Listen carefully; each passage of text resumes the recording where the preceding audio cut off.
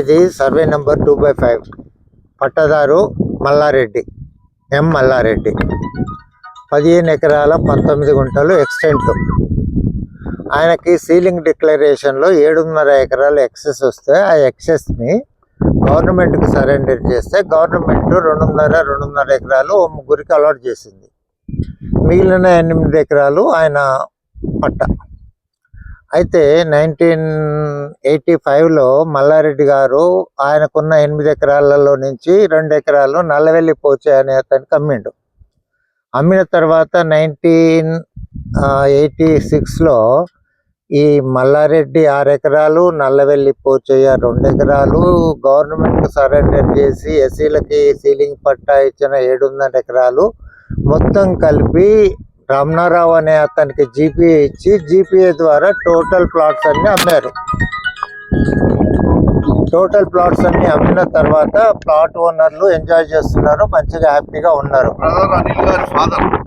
రమణారావు అయితే ఈ మధ్యలో కొన్ని దుష్ట శక్తులు ఇందులో ప్రవేశించి ల్యాండ్ ఓనర్లకి ఆశ పెట్టి వాళ్ళ మీద సేల్ డీడ్ చేయించుకున్నారు.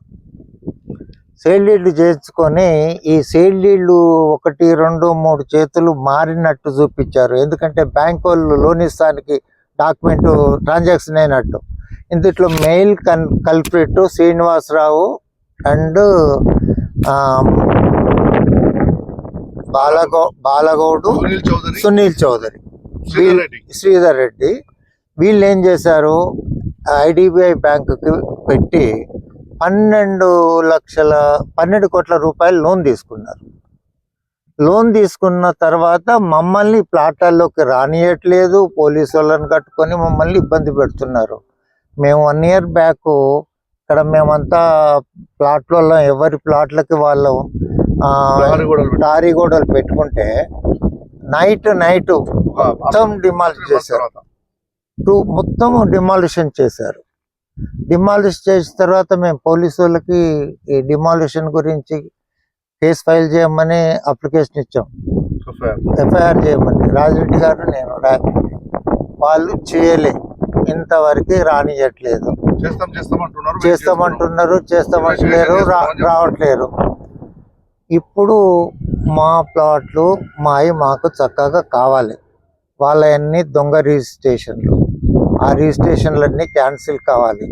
1988 నుంచి స్టిల్ నౌ పొజిషన్ మహానీళ్ళల్లో ప్లాట్లోనే వస్తున్నాయి. ఎక్కడ కూడా అగ్రికల్చర్ ల్యాండ్ అనేది రావట్లేదు. ఎల్ఆర్ఎస్లు అయిపోయినాయి, ప్రొసీడింగ్స్ ఉన్నాయి. ఇగో ఇట్లా టీవీ అది కెమెరాలు పెట్టారు. వాళ్ళు ఎవరు వస్తున్నారు పోతున్నారు చూస్తున్నారు, గుండాలని పెడుతున్నారు. మేము రాగానే పోలీసు వాళ్ళకి ఫోన్ చేస్తారు, పోలీసు వాళ్ళు వచ్చి ఆగుండి అంటారు.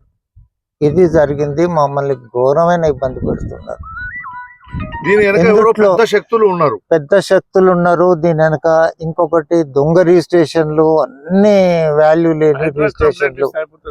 ఐటా కంప్లీట్ ఇవ్వాలంటే రోడ్లు కబ్జా పెట్టి చేస్తున్నారని ఇవ్వాలి, అదొకటి పాయింటే. అది కూడా ఇస్తాము. కనీసం ముందు ఈ పోలీసు ఆల్రెడీ కోర్టులో కేసు వేసినాము, కోర్టులో కేసులు నడుస్తున్నాయి. కానీ వీళ్ళు దేన్ని కూడా ఖాతరు చేయడం.